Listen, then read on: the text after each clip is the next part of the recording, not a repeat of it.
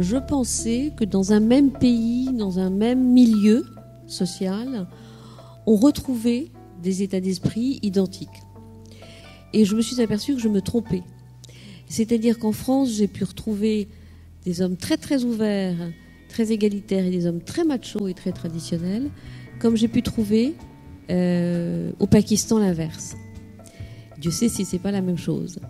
Ce qui veut dire que c'est vraiment l'éducation de la petite enfance et des gens qui vont vous entourer, des premières personnes que vous allez voir autour de vous qui vont façonner votre état d'esprit sur ce sujet-là.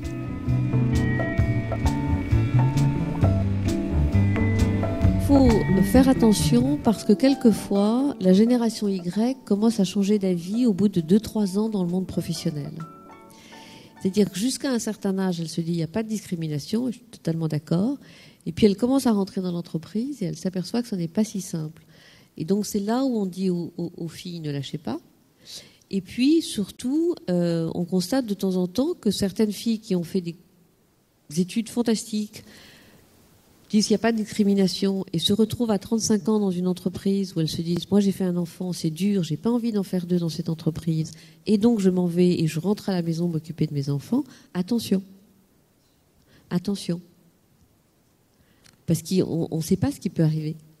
La liberté, nous, on s'est battu pour ça.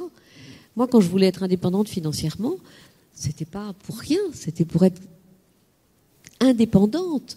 Ce que me disent les petites Pakistanaises qui me disent je veux être indépendante de mon mari, de mon père, de mon frère, c'était la même chose que moi j'avais quand j'avais 20 ans. C'était d'être indépendante et de pouvoir choisir.